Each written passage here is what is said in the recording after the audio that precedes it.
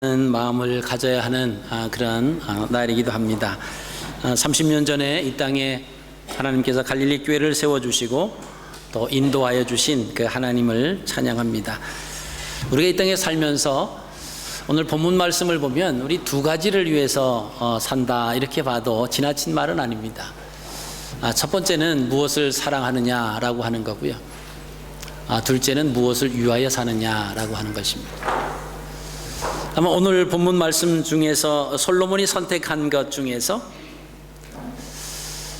솔로몬이 사랑했던 사랑의 대상이 바뀌었습니다.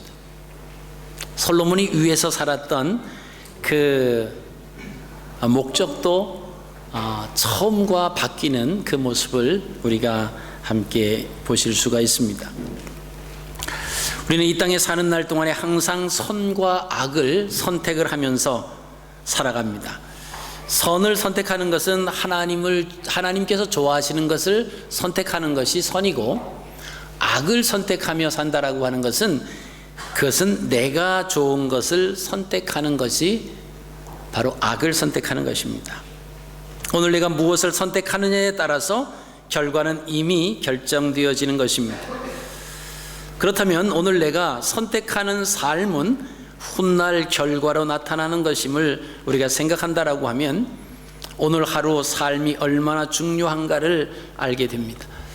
내가 무엇을 결정하고 무엇을 선택하고 살아가느냐라고 하는 것이 어쩌면 그동안 쌓아온 것을 다 허물어뜨리는 경우도 있고요.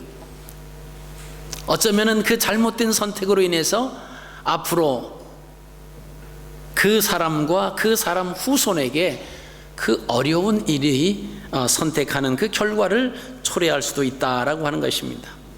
오늘 본문에 등장하는 솔로몬은 어떤 삶을 선택했는지를 함께 살펴보겠습니다. 솔로몬 이름의 뜻은 평강의 사람입니다. 그러니까 샬롬의 사람이라고 볼 수가 있습니다. 솔로몬이라고 하는 이름은 출생 전에 하나님께서 이미 지어주셨어요. 이스라엘 백성들의 이름은 태어나기 전에 짓기도 합니다. 그리고 하나님께서 지어주시기도 해요. 대개 이제 부모들이 그 이름을 짓죠. 근데 때로는 동네 아주머니들이 이름을 지어주기도 합니다.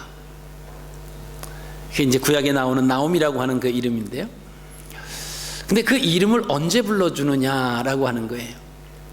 우리는 태어나자마자 그 아이의 이름을 부르는데 이 이스라엘 사람들은 난지 8일이 된 후에 그 아이의 이름을 공식적으로 불러줍니다. 난지 8일이 되면은 할례를 행합니다.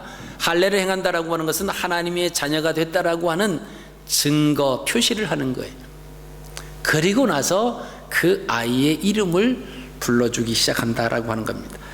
그러니까 그 아이의 이름을 지어놓고는 그 아이의 우리나라 사람들이 그 자녀들 이름도 짓는 것도 거의 대동소이합니다만은 이 아이가 어떻게 살았으면 좋겠다 라든가 이 아이를 통해서 무언가가 이렇게 좀 잘 됐으면 하는 부모의 기대와 바람이 그 아이의 이름 속에 있습니다. 때로는 하나님께서 그 이름을 지어 주시는 경우도 있음을 우리가 보시게 됩니다. 근데 솔로몬이라고 하는 이름은 평강의 사람, 하나님께서 이미 솔로몬이 태어나기 전에 그 아이의 이름을 지어 주었습니다. 다윗에게 말씀하셨죠. 그러면 다윗이 오직 여호와를 위하여 살아가는 그 삶을 하나님이 보시고 내 자녀를 낳으면 솔로몬이라고 하라고 이름을 지어 주셨습니다. 여러분, 솔로몬은 우리가 아시는 것처럼 그 형제들에 비하면 세상적인 조건은 부족한 사람입니다. 그 형들이 많았는데 형들이 얼마나 잘난 형들이 많이 있었는지 몰라요. 아도니아라고 하는 형은 스스로 왕이 되겠다고 할 정도로 아주 똑똑한 사람이 아도니아였습니다. 또 형 압살롬은 다른 사람들이 왕으로 섬기겠다고 할 정도로 아주 잘생긴 그런 사람이 바로 솔로몬의 형들 중에 있었다라고 하는 것입니다. 그렇다라고 하면 솔로몬은 형들에 비해서 내세울 것이 없는 아주 부족한 그런 사람이었습니다. 그런데 하나님 보실 때에 그의 마음은 다른 형제들보다 아름다웠다라고 하는 것입니다. 하나님께서 그 마음을 보시고 그를 선택을 하신 것입니다. 형들은 세상적인 것을 선택했지만 그는 하나님을 선택했습니다. 그가 하나님을 위하여 살 때 하나님의 도우심을 입어서 자기의 이름의 의미대로 평화를 누렸습니다. 샬롬을 누렸어요. 평강을 누렸습니다. 그런데 노년에 하나님을 떠남으로 아들에 대해 나라가 분열이 되는 그런 비극을 가져온 사람이 바로 솔로몬입니다. 솔로몬 왕이 된 초기에는 오직 하나님 중심적인 삶을 살았던 것을 우리가 보시게 됩니다. 열왕기상 6장 1절 2절 말씀을 보면 이스라엘 자손이 애굽 땅에서 나온 지 480년이요 솔로몬이 이스라엘 왕이 된 지 4년 15월 곧 둘째 달에 솔로몬이 여호와를 위하여 성전 건축하기를 시작하였더라. 솔로몬 왕이 여호와를 위하여 건축한 성전은 길이가 60규빗이요 너비가 20규빗이요 높이가 30규빗이다. 자, 열왕기상 6장 1절 2절에 그 솔로몬에 대해서 솔로몬을 소개하면서 여호와를 위하여라고 하는 그 단어가 2번씩 나왔다라고 하는 것입니다. 솔로몬의 그 왕이 돼서 그 초반적인 그 삶을 보면 누구를 위하여 살았느냐라고 했을 때 그것은 하나님을 위하여 살았다라고 하는 거예요. 여호와를 위하여 살아가는 삶이었습니다. 그것은 선을 선택하는 겁니다. 선을 선택한다라고 하는 것은 하나님이 좋아하시는 거고 하나님이 기뻐하시는 것이 되며, 악을 선택한다라고 하는 것은 내가 좋아하는 것이다 라고 하는 겁니다. 그렇기 때문에 여호와를 위하여 살아가는 솔로몬 삶은 하나님 앞에 선을 선택하는 삶이었다라고 하는 것을 우리가 알 수가 있습니다. 그리고 그 마음이 온전히 하나님에게 있다라고 하는 그런 의미가 됩니다. 자, 그는 어떻게 하면 하나님을 기쁘시게 할까?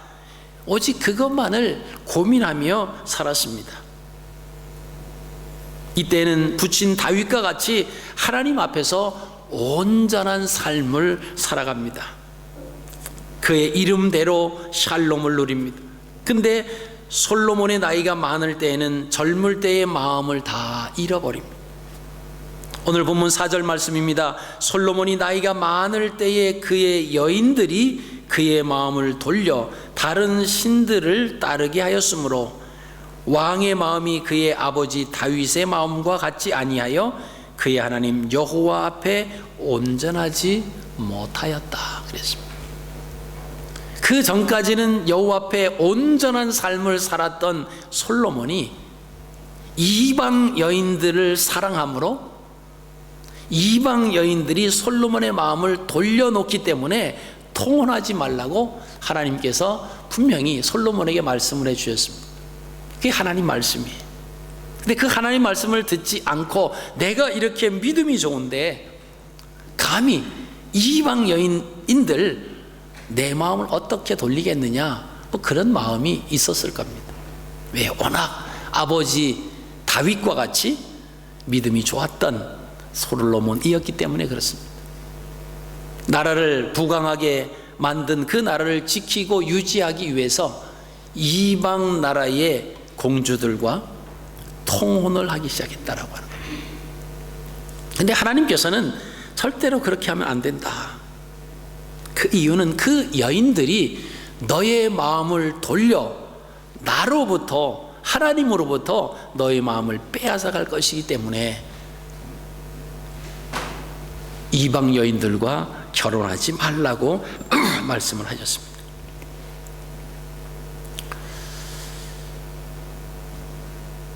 여호와를 온전히 쫓지 않는 삶이 바로 그것이 원인이 되어서 나타나기 시작을 합니다. 5절 말씀에 이는 시돈 사람의 여신 아스다롯을 따르고 암몬 사람의 가증한 밀곰을 따름이라.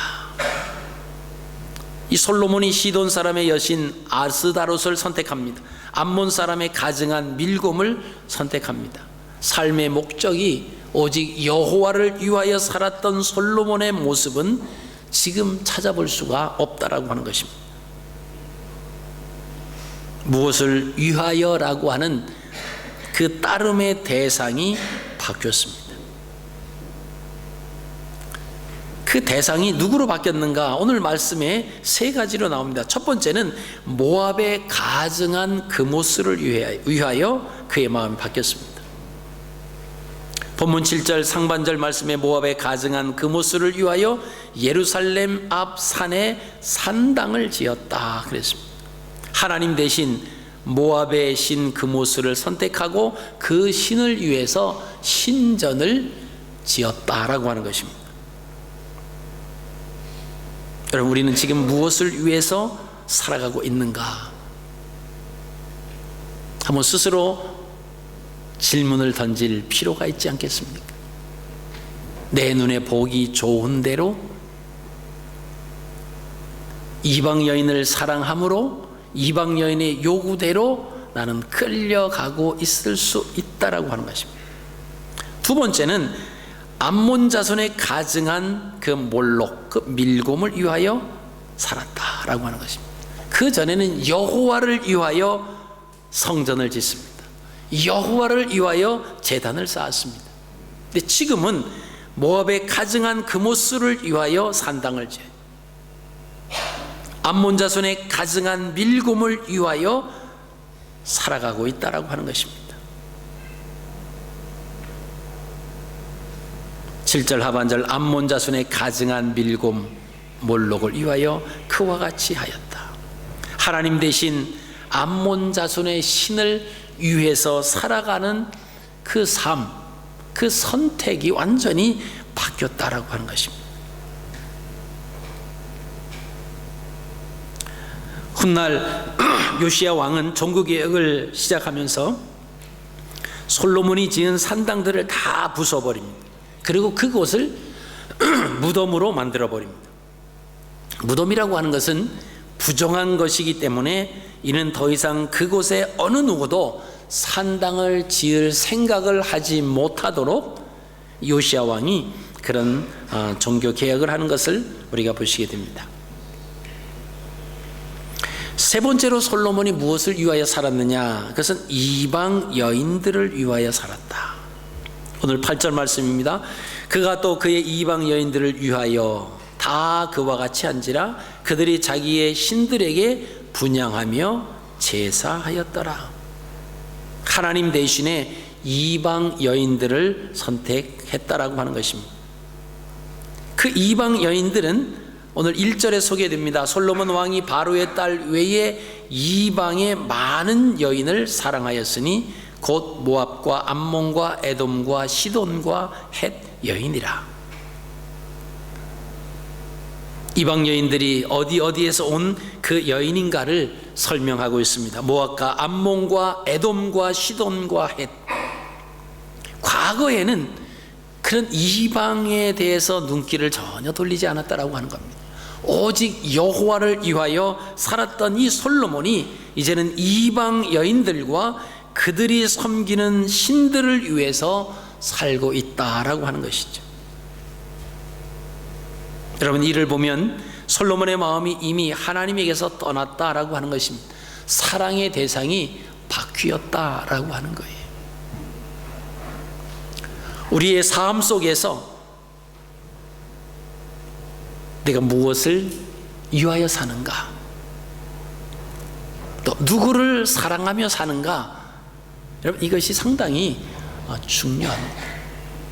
정말 하나님의 영광을 위해서 내가 이 땅에 살아가는 목적입니다. 우리가 세례를 받을 때, 소요리 문답을 할 때 우리가 다 그렇게 대답을 하고 우리가 세례를 받습니다.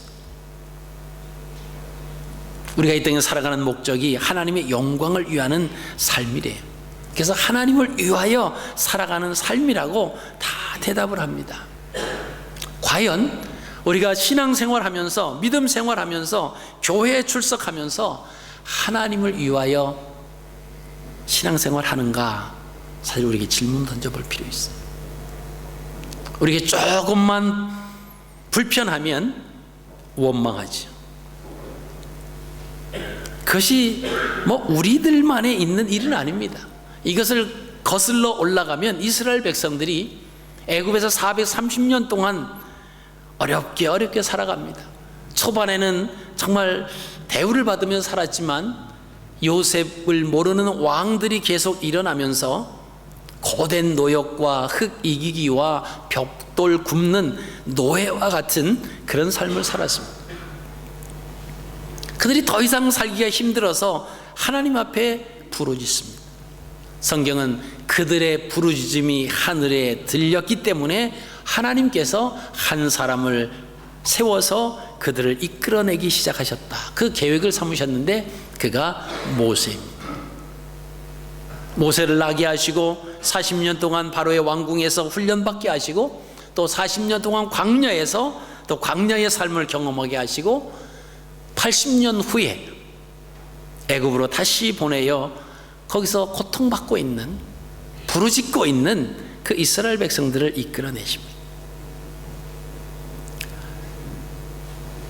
하나님의 은혜가 아니었다라고 하면 상상도 할 수 없는 일이, 아무런 소망도 없고요.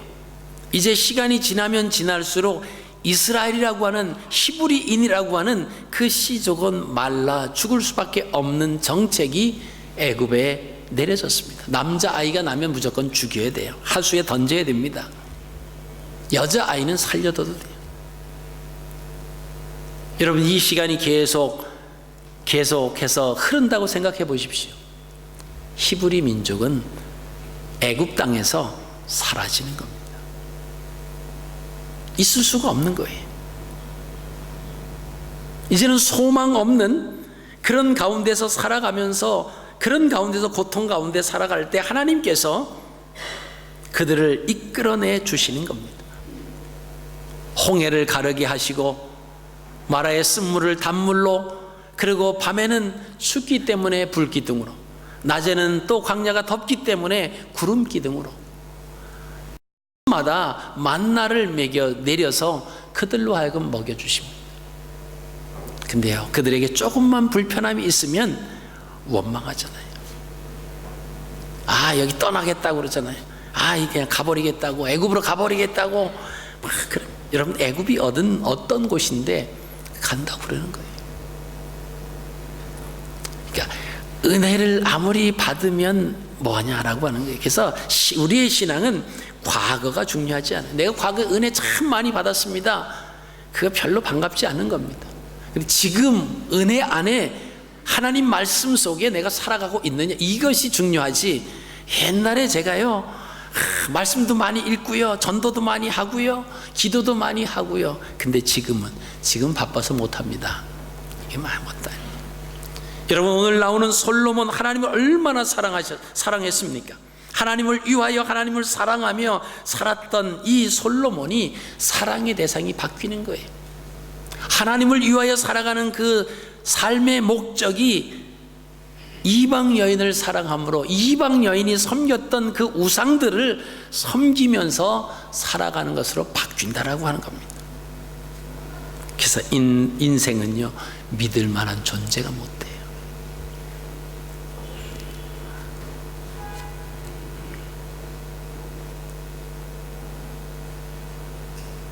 제가 어릴 때 어느 여자 목사님이 저희 그 교회에 오셔서 부흥회를 하시면서 그분이 부른 그 복음송 가사의 내용이 있습니다. 어제는 입 맞추며 잠자던 자도 오늘에는 서리처럼 차디찹니다. 그 찬양을 부르시더라고요. 제가 어릴 때인데 저는 그 이야기가 좀 이해가 안 됐어요. 아니, 사랑했다가 어떻게 서리처럼 그렇게 차디찰 수가 있느냐.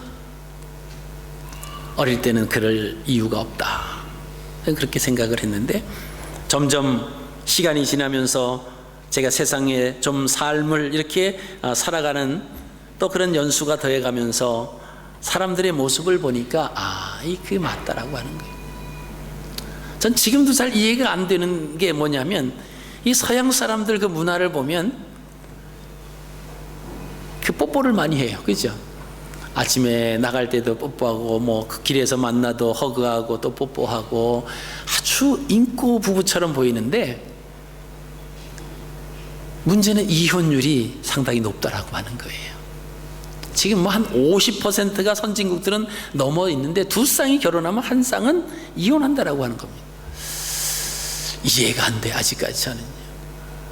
원수처럼 싸우다가 갈라지는 거는 그렇거니, 그런데 서로 입을 맞추고 서로 사랑한다고 허그도 하고 뭐 달링 뭐 마이 달링 막 그러면서 하다가 갑자기 등을 돌리고 도장을 찍고 헤어지는 그 숫자가 많다라고 하는 것에 대해서는 저는 아직도 참 시원하게 이해가 안 돼요.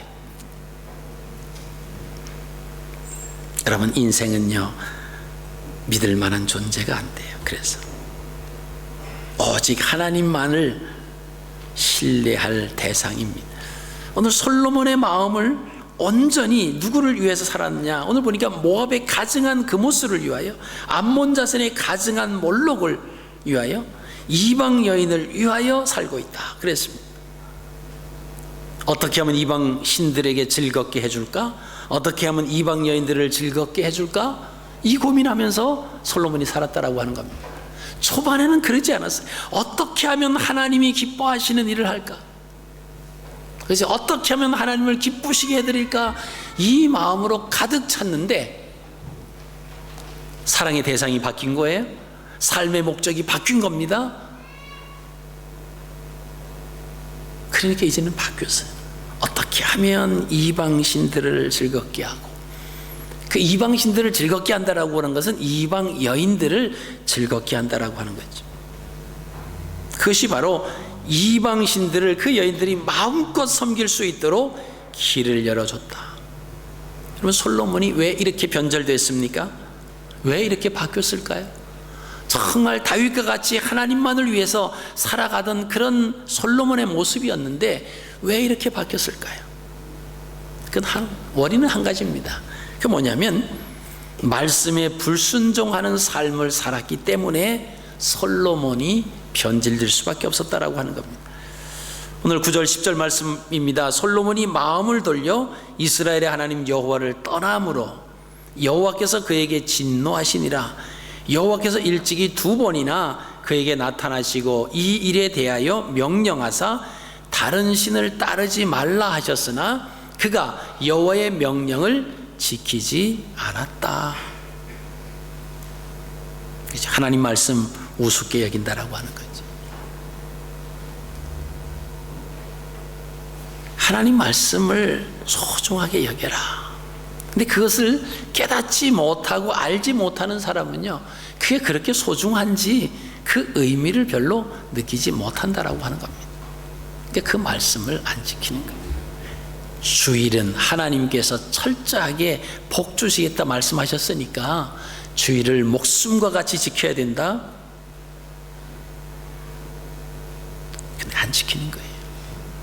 삶의 목적, 이유, 여러 가지 상황 때문에 어쩔 수 없다고 그런 이유를 우리가 내죠. 구차한 변명이 많을 수 있습니다. 부득이해서 어찌할 수 없는 상황이 우리의 살아가는 삶 속에서 없지 않아 있을 수 있습니다. 근데 정말 어찌할 수 없는 부득이한 그런 사정이 아님에도 불구하고 우리는 하나님 말씀을 너무 쉽게 여기는 거예요. 가볍게 여기는 겁니다. 자, 하나님께서 솔로몬에게 2번 나타나셨다고 했는데 첫 번째 나타나신 것이 열왕기상 3장 14절입니다. 그때 나타나셔서 이런 말씀하십니다. 내가 만일 내 아버지 다윗의 행함 같이 내 길로 행하며 내 법도와 명령을 지키면 내가 또 내 날을 길게 하리라. 자, 두 번째 나타나신 것은 열왕기상 9장 4절부터 9절입니다. 내가 만일 내 아버지 다윗이 행함 같이 마음을 온전히 하고 바르게 하여 내 앞에서 행하며 내가 내게 명령한 대로 온갖 일에 순종하여 내 법도와 율례를 지키면 내가 내 아버지 다윗에게 말하기를 이스라엘의 왕위를 오를 사람이 내게서 끊어지지 아니하리라 한 대로 내 이스라엘의 왕위를 영원히 견고하게 하려니와 만일 너희나 너희의 자손이 아주 돌아서서 나를 따르지 아니하며 내가 너희 앞에 둔 나의 계명과 법도를 지키지 아니하고 가서 다른 신을 섬겨 그것을 경배하면 내가 이스라엘을 내가 그들에게 준 땅에서 끊어버릴 것이요 내 이름을 위하여 내가 거룩하게 구별한 이 성전이라도 내 앞에서 던져버리리니 이스라엘은 모든 민족 가운데에서 속담거리와 이야기거리가 될 것이며 이 성전이 높을지라도 지나가는 자마다 놀라며 비웃어 이르되 여호와께서 무슨 까닭으로 이 땅과 이 성전에 이같이 행하셨는고 하면 대답하기를 그들이 그들의 조상들을 애굽 땅에서 인도하여 내신 그들의 하나님 여호와를 버리고 다른 신을 따라가서 그를 경배하여 섬김으로 여호와께서 이 모든 재앙을 그들에게 내리심이라 하리라 하셨더라. 솔로몬에게 2번씩 나타나서 말씀을 하셨습니다. 근데 그 말씀을 듣지 않는 겁니다. 내 길로 행하여 내 법도와 명령을 지키면 내가 내 날을 길게 하리라. 열왕기상 3장 14절 말씀, 열왕기상 9장 4절에서 9절 마음을 온전히 하고 바르게 하여 내 앞에서 행하며 내가 내게 명령한 대로 온갖 일에 순종하여 내 법도와 율례를 지키지 아니하고 가서 다른 신을 섬겨 그것을 경배하면 내가 이스라엘을 내가 그들에게 준 땅에서 끊어버릴 것이라. 2번씩 하나님은 솔로몬에게 나타나셔서 말씀을 하셨습니다마는 솔로몬은 하나님의 말씀대로 살지 않았습니다. 그것 때문에 하나님 말씀하신 대로 그대로 이루어지죠. 오늘 우리가 읽으신 10절 말씀입니다. 이 일에 대하여 명령하사 다른 신을 따르지 말라 하셨으나 그가 여호와의 명령을 지키지 아니했다 그랬습니다. 여러분, 솔로몬의 타락은 하루아침에 이루어진 것이 아닙니다. 서서히 불순종의 결과였다라고 하는 것입니다. 말씀에 불순종하면 서서히 타락하게 만들고 끝내는 하나님을 떠나게 됩니다. 말씀에 불순종하는 만큼 그런 무서운 것이 없습니다. 불순종은 하나님 대신 다른 것을 사랑하게 만들고 다른 것을 유하게 만들고 다른 것을 따르게 만들기 때문입니다. 솔로몬이 하나님이 아닌 다른 것을 선택한 결과를 보면요, 첫째는 그 결과는 내가 반드시 이 나라를 내게서 빼앗아 내 신하에게 주리라. 11절 말씀입니다. 내가 반드시 이 나라를 내게서 빼앗아 내 신하에게 주리라. 왜요? 하나님 말씀에 순종하지 아니했기 때문에 그렇습니다. 2번째는 내 시대에는 이 일을 행하지 아니하고 내 아들의 손에서 빼앗으리라. 12절이죠. 그러나 내 아버지 다윗을 위하여 내 세대에는 이 일을 행하지 아니하고 내 아들의 손에서 빼앗을 것이다. 여러분, 다윗이 하나님 앞에 신실되게, 물론 다윗도 실수했고 다윗도 하나님 앞에 범죄했습니다. 근데 다윗은 돌이켰다라고 하는 거예요. 하나님 앞에 신실히 살았던 다윗 때문에 그 아들 솔로몬의 때는 그 나라를 빼앗지 않는다라고, 그 나라를 나누지 않는다라고 하는 겁니다. 그러나 그의 아들 때에 가서는 나눌 것이다. 솔로몬은 아버지 덕분에 나라가 갈려지지 않는 정치를 했습니다. 근데 르호보암은 아버지 솔로몬 때문에 나라가 갈려지는 결과를 가져왔다라고 하는 것입니다.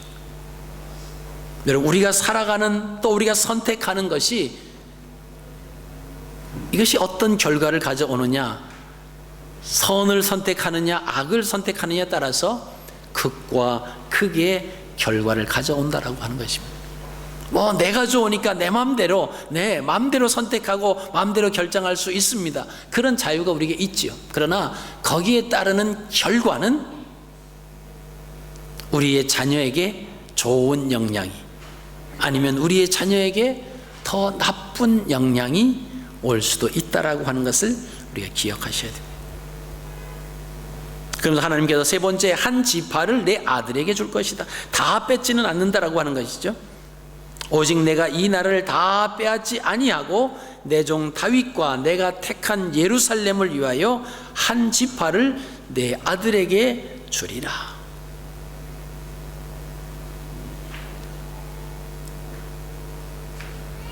다윗의 삶이 얼마나 중요했는지 모릅니다. 솔로몬의 삶 같아서는 하나님께서 다 뺏어버리고 싶으신 마음이 있다라고 하는 겁니다. 근데 다윗 때문에 다윗과 내가 택한 예루살렘을 위하여 한 지파를 내 아들에게 줄 것이다.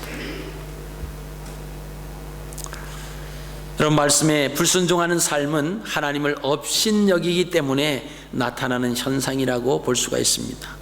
하나님을 선택하기보다는 다른 것을 선택하는 삶이 바로 하나님을 무시하는 현상입니다.